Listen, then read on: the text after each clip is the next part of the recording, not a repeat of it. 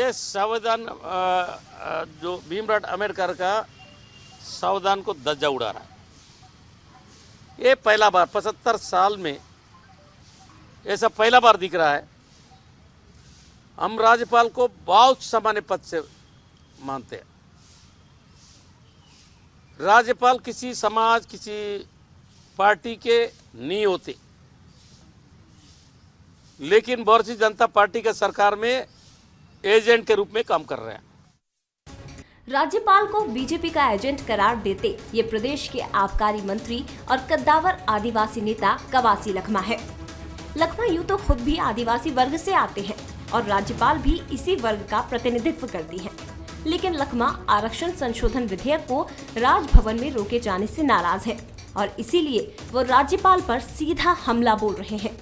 हालांकि मंत्री कवासी लखमा की तल्खी के पीछे कांग्रेस की रणनीति है, तो वहीं सीएम भूपेश बघेल भी विधेयक को मंजूरी नहीं मिलने से सभी वर्गों के प्रभावित होने और भर्तियों के रुकने का हवाला देते नजर आ रहे हैं। साथ ही बीजेपी पर राजभवन को राजनीति का अड्डा बनाने का आरोप भी लगा रहे हैं। तो भाई बाबा साहब अम्बेडकर को सब मानते हैं ना, उन्होंने जो व्यवस्था की वही मैंने लागू किया है।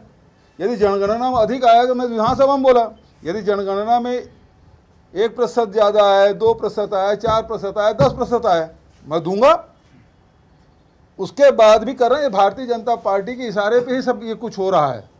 जिस प्रकार से जो कर रहे हैं हमको पता है कि क्यों कराया जा रहा है, क्योंकि भारतीय जनता पार्टी आरक्षण के विरोध में है। राजभवन को वो लोग अड्डा बना रखे हैं राजनीति का। दूसरी तरफ आरक्षण के मुद्दे पर बीजेपी भी लगातार पलटवार करती दिखाई दे रही है। पूर्व सीएम रमन सिंह ने कहा कि राज्यपाल किसी के दबाव में नहीं है और न ही राजभवन राजनीति का अड्डा है। इधर पूर्व मंत्री केदार कश्यप ने कवासी लखमा के बयान पर उनसे इस्तीफे की मांग कर डाली। इसके साथ ही इसे राज्यपाल का अपमान बताया। राजभवन में कोई राजनीति होती नहीं। राजभवन तकनीकी बिंदुओं पे अध्ययन करने के लिए कि इस पूरे आरक्षण के मसले पे विशेषज्ञों की क्या राय है, उनका क्या ओपिनियन है, इसको जानने के लिए उनसे राय ले रही है। राय लेने के बाद आगे कदम उठाएगी। ये बड़े दुर्भाग्य की बात है कि कांग्रेस के नेतागण लगातार हमारे राज्यपाल के ऊपर और इससे पूर्व जब कहते हैं माननीय राष्ट्रपति जी का भी यहाँ पर आगमन हुआ था, तब भी उन्होंने उल्टी सीधी टिप्पणी की थी। तो कुल मिलाकर छत्तीसगढ़ में आरक्षण संशोधन विधेयक को लेकर बवाल अब बढ़ता नजर आ रहा है। कांग्रेस सीधे राजभवन पर हमलावर है। ऐसे में राज्यपाल के दिल्ली से लौटने के बाद राजभवन का विधेयक पर क्या रुख होगा, ये देखना दिलचस्प होगा। लेकिन तमाम सियासी दांव के बीच जिन वर्गों को आरक्षण का लाभ मिलना है, उनकी बेचैनी अब बढ़ती जा रही है। ब्यूरो रिपोर्ट के साथ कुलेश्वर पांडे, बंसल न्यूज, रायपुर। आरक्षण पर राजनीति पहले भी होती रही है और आगे भी होती रहेगी, लेकिन जब राजनीति में बोल बिगड़ने लगते हैं, शब्द मर्यादा लांघने लगते हैं और प्रतिष्ठा की धज्जियां उड़ने जाने लगती है, तो सवाल उठते भी हैं और चुभते भी हैं। छत्तीसगढ़ विधानसभा में आरक्षण 76% देने का संशोधन बिल पास हो गया, लेकिन राजभवन में मामला अटक गया है। राज्यपाल ने दो टूक कहा है कि जब तक वो आरक्षण को लेकर सवालों के जवाब से संतुष्ट नहीं हो जाती, तब तक वो बिल पर हस्ताक्षर नहीं करेंगी। 2 दिसंबर को बिल पास हुआ था और आज 21 दिसंबर हो गया, मतलब 19 दिन से मामला राजभवन के सवालों में उलझा है। जाहिर है ये मामला आनन फानन में सुलझता तो दिख नहीं रहा है। ऐसे में सत्ता पक्ष की तरफ से बिगड़े बोल सामने आने लगे हैं। नमस्कार, आज का मुद्दा में आप सभी का स्वागत है। मैं हूं आदित्य नामदेव। तो क्या अगर आरक्षण में देरी होगी तो बोल ऐसे ही बिगड़ने लगेंगे? क्या संवैधानिक पद की गरिमा ताक पर रख दी जाएगी? कानूनी जानकार भी मानते हैं कि जिन बिंदुओं को राज्यपाल ने सामने रखकर बिल को अपने पास रोके रखा है, वो कोई गलत नहीं है। वो अपने अधिकार के अनुरूप बिल को संतुष्ट होने तक रोके रख सकती है या फिर उसे लौटा सकती है। हालांकि ये महज राजनीतिक एजेंडे के तहत हो तो निश्चित ही विवाद आने वाले वक्त में और गहरा सकता है। आज चर्चा इसी बात पर कि आरक्षण में देरी के आखिर क्या कानूनी पक्ष है या फिर राजनीतिक। हमारे साथ बातचीत करने के लिए 3 बेहद खास मेहमान मौजूद हैं। हमारे साथ मौजूद हैं सुशील आनंद शुक्ला जी, चेयरमैन है मीडिया पीसीसी के, बहुत स्वागत करता हूं उनका। हमारे साथ श्रीचंद सुंदरानी जी मौजूद हैं, पूर्व विधायक हैं, पूर्व जिला अध्यक्ष हैं भारतीय जनता पार्टी के, बहुत स्वागत करता हूं उनका। हमारे साथ डॉक्टर अजय चंद्राकर साहब हैं, राजनीतिक विश्लेषक हैं, संविधान के बहुत जानकार हैं, मैं बहुत स्वागत करता हूं उनका। सबसे पहले मैं चलूंगा सीधा अजय चंद्राकर जी के पास।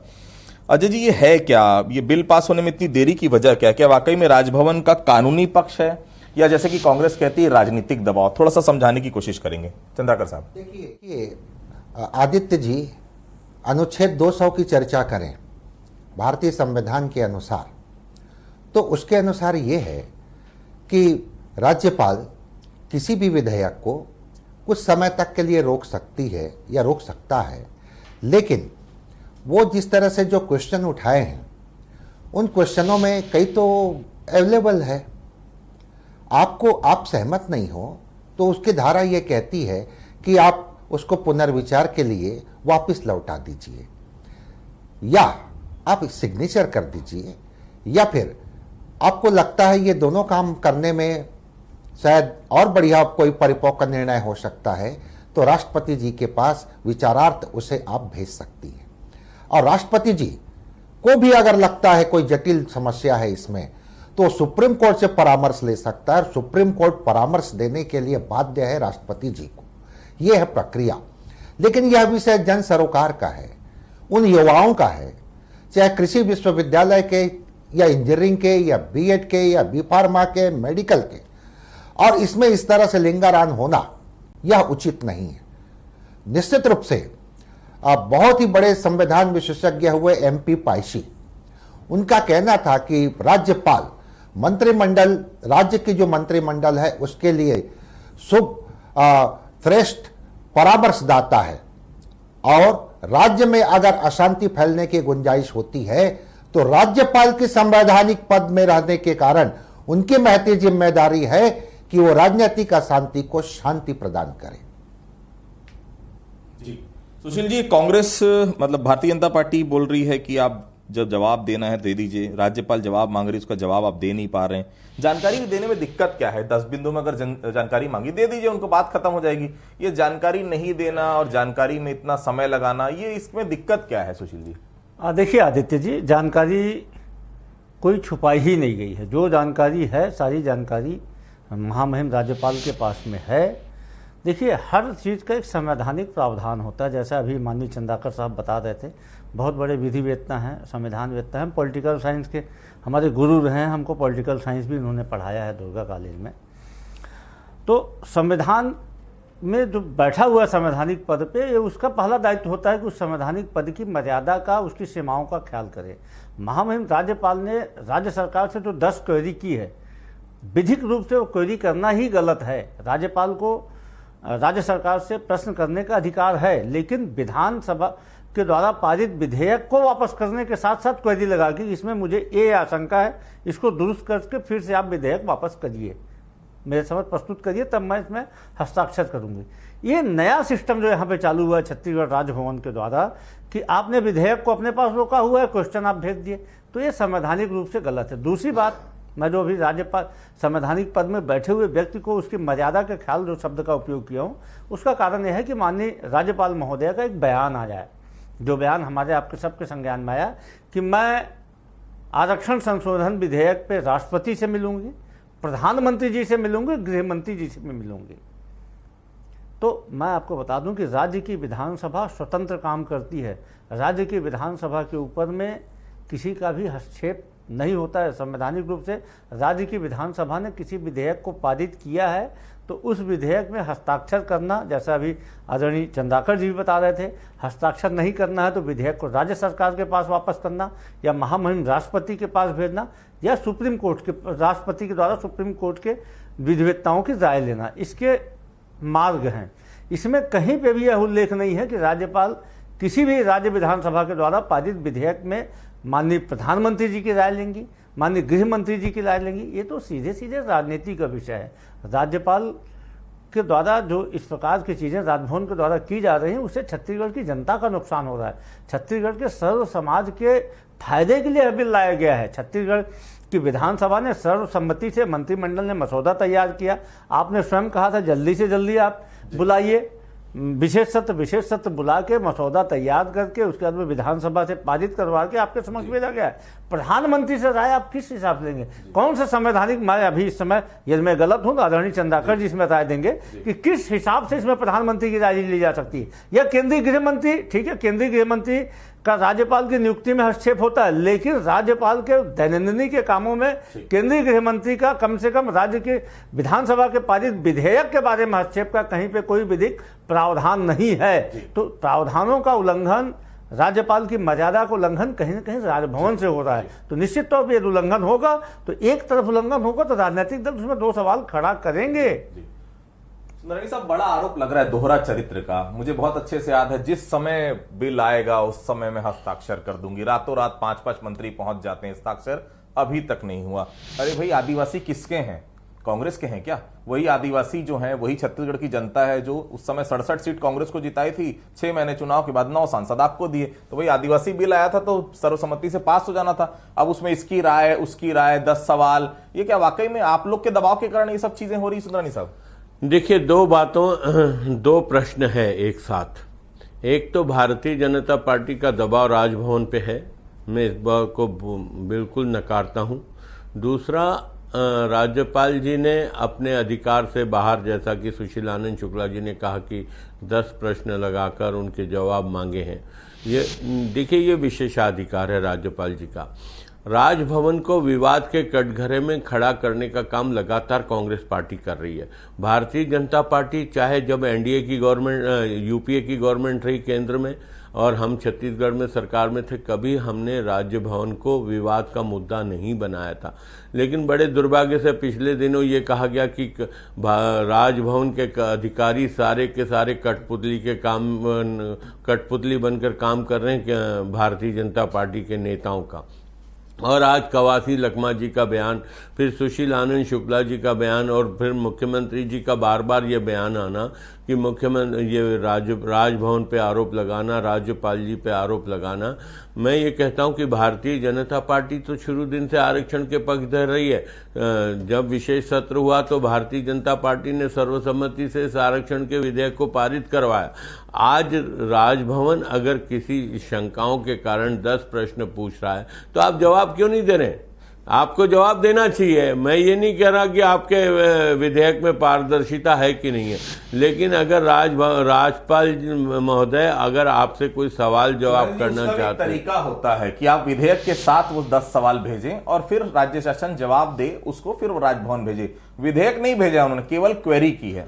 निश्चित रूप से उनकी नीयत है करने की, इसीलिए विधेयक वापस नहीं भेजा। चाहती तो विधेयक वापस कर सकती थी। उनकी नीयत है आपके विधेयक पे हस्ताक्षर करने की, क्योंकि वो भी चाहती हैं कि यहाँ क्या नौजवानों के साथ अहित न हो। आदित्य जी, जैसा सुंदरानी जी बोल रहे हैं, उनकी नीयत थी। यदि उनकी नीयत होती, उनकी नीयत क्या थी, उनकी मंशा क्या थी, मैं उस पर नहीं जाना चाहता। लेकिन विधिक प्रावधान के अनुसार राज्यपाल को यह अधिकार नहीं है कि वो विधेयक अपने पास रखें, क्वेरी करें। उनको विधेयक के साथ ही क्वेरी करना होगा। ये जो अतिरिक्त कार्य प्रणाली छत्तीसगढ़ राजभवन के द्वारा अपनाई गई है वह पूरी तरीके से असंवैधानिक है। मैं इस बात को गारंटी के साथ बोल रहा हूं। और यहाँ पे हमसे आपसे ज्यादा कानून के जानकार आदरणीय चंदाकर जी बैठे हैं, आप उनसे इस बात को पूछ सकते हैं। दूसरी बात जो बोला जा रहा है कि राजभवन, निश्चित तौर पे मैं भारतीय जनता पार्टी के इशारे पर इसलिए हम आरोप लगा रहे हैं कि ईडब्ल्यूएस के तरफ से जो ज्ञापन देने प्रतिनिधि मंडल गया उसमें भारतीय जनता पार्टी का नेता था। भारतीय जनता पार्टी के अनुसूचित जाति का पूरा मोर्चा राज्यपाल को ज्ञापन देने गया। अर्थात ये नहीं चाहते हैं ना कि इसमें हस्ताक्षर हो। विधानसभा में जब विधेयक प्रस्तुत किया गया तो इनके वरिष्ठ विधायक ने जिस प्रकार से मंत्री के साथ में हाथापाई करने की नौबत की, उसे स्पष्ट हो रहा था कि नहीं चाहते विधेयक वहां पे प्रस्तुत हो। भारतीय जनता पार्टी नहीं चाहती है कि 27% ओबीसी को आरक्षण मिले, ये नहीं चाहते 32% शेड्यूल ट्राइब को आरक्षण मिले, ये नहीं चाहते हैं कि 13% एससी को आरक्षण मिले, और यह भी नहीं चाहते कि 4% वो भी ईडब्ल्यूएस का आरक्षण मिले। आखिर भाई विरोध क्या चीज का? आपकी जो मंशा स्पष्ट कर दीजिए कि हम इस कारण इस विधेयक का विरोध करते हैं। ये सिर्फ इसलिए विरोध करते हैं कि भूपेश सरकार को इस विधेयक को पारित करने की जो श्रेय मिल रहा है, विधेयक कानून का रूप ले लेगा तो जो इनके द्वारा जो 58% आरक्षण किया गया था, जो उसमें लूप होल रखा गया था, ननकी राम कंवर की कमेटी और सीएस की कमेटी की, यदि ये कोर्ट में रख दिए होते, अपने एफिडेविट में उल्लेख कर दिए होते, तो आदित्य जी मैं फिर बोल रहा हूं, मैं विधि का विद्यार्थी रहा हूं, कि वह विधेयक बिल्कुल भी वह कानून हाई कोर्ट में रिवर्ट नहीं होता, क्योंकि वहां पे इनके पास पर्याप्त आधार था नंदकीराम कंवर कमेटी सीएस की कमेटी का, इन्होंने उसको छुपा के रखा, अपने एफिडेविट में नहीं किया, इसके कारण वह कानून वापस हुआ।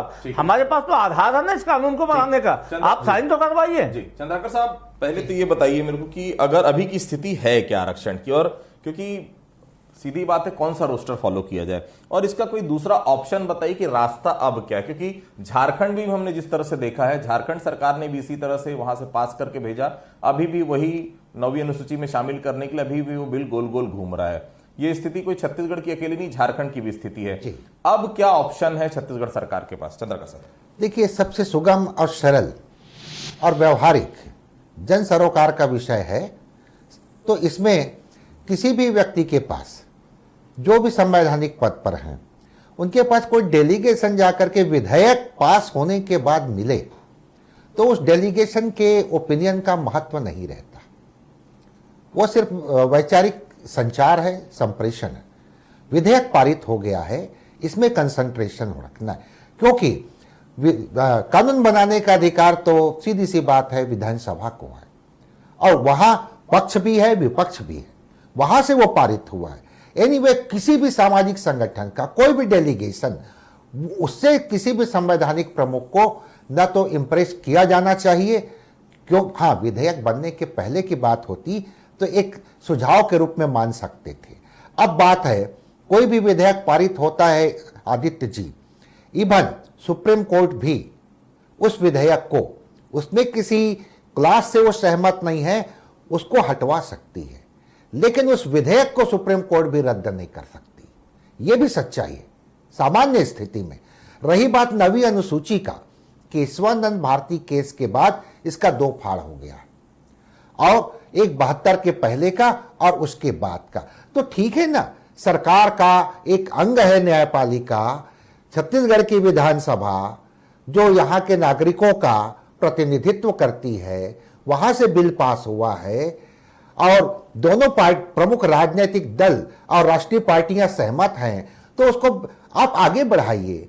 क्योंकि देखिए, विभिन्न पदों के ऊपर आगामी जो सेशन हमारे महाविद्यालय विश्वविद्यालय में खड़ा है, और कई काउंसलिंग रुका हुआ है नाउ ए डे, भादुड़ी साहब का जो जजमेंट आया है वो उसमें भी अभी लेकिन किंतु परंतु की बात कैसे, ये इस तरह की बात आ रही है, तो यहां पर निश्चित रूप से त्वरित महामहिम को अपने पहले के स्टेटमेंट के अनुसार क्रियान्वयन करना चाहिए। इसमें एक बात और है चंद्रका साहब, मैंने भी देखा है कि विधेयक के साथ अगर आप क्वेरी करते हैं तो समझ में आता है, क्वेरी अलग से विधेयक अपने पास, तो ये क्या वाकई में इंटेंशनली है? क्योंकि देखिए, विधेयक अगर वो वापस भेजती क्वेरी के साथ, तो अगर राज्य सरकार उसका जवाब दे देती है तो फिर वो दोबारा वापस नहीं कर सकती, ये बिल्कुल तय बात है। तो क्या केवल क्वेरी इसीलिए भेजा गया है कि और समय लिंगर ऑन होते रहे, बाकी लोगों से राय लेना? क्योंकि राय मशूरा, केंद्रीय गृह मंत्री से मुलाकात, राष्ट्रपति से मुलाकात, देखिए राष्ट्रपति के पास इतना समय नहीं कि वो छत्तीसगढ़ के आरक्षण विधेयक पर चर्चा करे, पॉसिबल है ही नहीं। हो सकता है जानकारी दी होगी, हो सकता है नहीं भी दी होगी, क्योंकि ये पूरा मामला कहीं ना कहीं अब राज्य सरकार बनाम केंद्र सरकार होता जा रहा है, मतलब कांग्रेस बनाम बीजेपी होता जा रहा है। तो क्या ये माना जाए वाकई में कि ये जो क्वेरी भेजी गई है और लिंगर ऑन करने का कारण हो सकता है? क्योंकि नियम क्या कहता है? जी, नियम ये कहता है कि विधेयक को आप पुनर्विचार के लिए वापिस भेज सकते हैं अनुच्छेद 200 के अनुसार। जो भी आपके मन में डाउट है उसमें उन बिंदुओं को आप जोड़ करके भेज सकते हैं, लेकिन इस विधेयक को पुनः एज इट इज वापिस भेजा जाता है तो आप बाध्य हैं दस्तखत करने के लिए। दूसरी बात है, ये बात सही है, सौजन्य मुलाकात प्रधानमंत्री गृह मंत्री से अलग बात है। यही सौजन्य मुलाकात आपसे मिलने के लिए यहाँ के कैबिनेट मंत्री गए हैं, मुख्यमंत्री जी को आप बुला लेते, सौजन्य मुलाकात हो जाती और जो जानकारी चाहिए दोनों संवाद कर लेते। तो ये भी तो एक रास्ता है जो अब केंद्रीय लेवल पर हो रहा है, वो स्टेट लेवल पर भी संभव था। सुशील जी, भाजपा के ऊपर आप आरोप लगा रहे हैं कि भारतीय जनता पार्टी के कारण बिल रुका हुआ है, तो क्या अब तक जितने भी राजभवन से क्या बिल जो पारित हुए हैं या रुके हुए हैं उसके पीछे भी भारतीय जनता पार्टी को वजह मानते हैं? आदित्य जी, आप बहुत सुधीर पत्रकार हैं, काफ़ी वरिष्ठ पत्रकार हैं, मैं 2-3 बिलों के बारे में चर्चा कर लेता हूँ। कुलपति चयन के संबंध में जो एक विधेयक प्रस्तुत किया था वो कितने दिन तक राजभवन में रोका गया था? क्यों रोका गया था? छत्तीसगढ़ राजभवन में ही क्यों रोका जाता है? इसके अलावा कृषि संशोधन विधेयक में तो इंतजार की इंतहा हो गई थी, विशेष सत्र बुला के किसी संशोधन विधेयक को भी पारित किया गया था, उसको भी रोका गया था, उसमें भी राय ली जाएगी, सेंट्रल गवर्नमेंट की राय लेंगे, महामहिम राष्ट्रपति की राय लेंगे, कानूनविदों की राय लेंगे। फिर यहाँ पे भाई छत्तीसगढ़ विधानसभा को आपने क्या समझ लिया है? छत्तीसगढ़ विधानसभा को छत्तीसगढ़ की जनता ने चुन के भेजा है। आप कैसे बार बार हर बार वही चीज को करेंगे? तो सवाल तो खड़े होंगे। दूसरी बात, जो आरक्षण संशोधन विधेयक वो वास्तव में नियत साफ है। आप बोलते हैं कि आरक्षण संशोधन विधेयक हो सकता है कि 58% वाला हर 76% का ना हो, तो उसी के लिए तो हमने सुरक्षा कवच के रूप में 9वीं अनुसूची का संकल्प पारित किया है ना। यदि आपकी वास्तव में नियत साफ है भारतीय जनता पार्टी की, राजभवन की, इनके सांसदों की, तो इस 9वीं अनुसूची के संकल्प को यहाँ से भेजा गया है, राजभवन इसमें हस्ताक्षर करे और सब सब चलते हैं केंद्र सरकार के पास कि भैया छत्तीसगढ़ को 9वीं अनुसूची में शामिल किया जाए। हमारे यहाँ विशेष परिस्थितियां हैं, 48% हमारा इलाका वनाच्छादित है, 32% हमारी आबादी अनुसूचित जनजाति की है, हमारे यहाँ 40% से अधिक लोग गरीबी रेखा के नीचे निवास करते हैं। छत्तीसगढ़ को विशेष राज्य का दर्जा दिया जाए, 9वीं अनुसूची में शामिल किया जाए, ताकि छत्तीसगढ़ का आरक्षण विधेयक स्टैंड रहे, उसको सुरक्षा कवच मिले संविधान का। तो भाई जब आपकी नीयत साफ रहेगी तब तो ये सब करेंगे। आपकी नीयत में ये है कि भूपेश सरकार ने किस प्रकार से इस विधेयक को ला दिए हैं, जो 15 साल में नहीं कर पाए, ये सरकार कर रही है। इसलिए इसमें केन प्रकार में बाधा उत्पन्न कराना, किसी न किसी प्रकार से सर्व समाज का नुकसान करना, किसी न किसी प्रकार से सर्व समाज का नुकसान करना, ये स्पष्ट दिख रहा है। छटपटा रहे हैं सुंदरानी जी भारतीय जनता पार्टी की तरफ से, फिर कुछ गलत बयानी करेंगे, करवाइए उनसे भी। सुंदरानी साहब, मेरा एक सवाल था, ननकीराम कंवर की रिपोर्ट शामिल की गई नहीं की गई, आपकी सरकार ने क्या प्रयास किया नहीं किया, अब उस पर जाने का कई सवाल, क्योंकि समय खत्म हो चुका है। मेरा सिर्फ सवाल आपसे यह है कि जो चीजें होनी थी हो गई, क्या आपका दायित्व नहीं बनता है कि इस विधेयक को आप पास कराएं? जब आप लोगों की सैलरी बढ़ाने की बात आती है, बाकी चीजों की विधानसभा में बाकी चीजों की बात आती है, तो पूरा विधानसभा एक हो जाता है, क्या कांग्रेस, क्या बीजेपी, क्या बाकी पार्टियां, जोगी पार्टी, सब एक हो जाते हैं। अब जब विधेयक की बारी आई है, आदिवासी वर्ग आपका भी है, ऐसा ना हो कि इस साइन नहीं करवाने के चलते, 9वीं अनुसूची में शामिल नहीं करवाने में जो लिंगर ऑन हो रहा है, उसका खामियाजा आपको भी भुगतना पड़ जाए। सुंदरानी साहब। आदित्य जी, क्या भारतीय जनता पार्टी की नीयत नहीं होती पास कराने की तो सर्वसम्मति से विधेयक पारित होता क्या? भारतीय जनता पार्टी तो साथ में खड़ी है ना। ये तो खुद भारतीय जनता पार्टी को विवाद में लाना चाहते हैं। भारतीय जनता पार्टी का क्या लेना देना अगर राजभवन में विधेयक रुकता है? विधेयक में 10 प्रश्न लगा के अगर राज्यपाल महोदय इनसे जानकारियां मांग रही तो क्यों नहीं जानकारी देना चाहते? और इनकी नीयत अगर साफ होती, आदरणीय सुशील जी, मैं आपसे पूछना चाहता हूं, आपकी नीयत साफ होती, पिछड़ा वर्ग को आपने आरक्षण दिया, उसके बाद आप ही के व्यक्ति ने जाके हाईकोर्ट में बहुत अच्छा सवाल किया, मैं इसका जवाब दूंगा सुंदरानी जी। वह व्यक्ति कांग्रेस पार्टी का नहीं है। अरे आपकी सरकार में चेयरमैन है, वो चेयरमैन, उसको आपकी सरकार में चेयरमैन है, आपके मुख्यमंत्री ने चेयरमैन बनाया उनको, आपके मुख्यमंत्री ने चेयरमैन उसको कुलपति ने बनाया, कुलपति आरएसएस का है, और कुलपति की नियुक्ति राज्यपाल ने किया। तो 35 लोग आपकी सिफारिशों पे बनाया गया है, आपकी सिफारिशों पे बनाया गया है। ये बेबुनियाद आरोप आप लगा रहे हैं। आपकी सिफारिशों पे उसको चेयरमैन बनाया गया है, आपकी सिफारिशों पे, राज्य सरकार की सिफारिशों पे, राज्यपाल की सिफारिशों पे। आप नहीं चाहते कि ये विधेयक पास हो जाए? क्यों भारतीय जनता पार्टी के विधेयक साथ नहीं आ रहे हैं? भारतीय जनता पार्टी बहुत ईमानदारी पूर्वक, इनकी नीयत साफ नहीं है। कल ये क्यों नहीं होता कि कांग्रेस के विधायक जा रहे हैं कल राजभवन मार्च करने? आप बोलिए हम भी चलते हैं साथ में, कैसे विधानसभा में जो विधेयक, एक गरिमा होती है, क्या गरिमा होती है? राजभवन विपक्ष को साथ में लेके चलने की नीयत कभी भी भूपेश बघेल सरकार ने कभी भी नहीं। आप जाए विधिवत नेता प्रतिपक्ष से मिले, आप नेता प्रतिपक्ष से विधिवत, माननीय मुख्यमंत्री जी माननीय नेता प्रतिपक्ष से मिले, माननीय नेता प्रतिपक्ष को आमंत्रित करें, क्यों नहीं आमंत्रित करते? अरे क्यों नहीं आमंत्रित करते?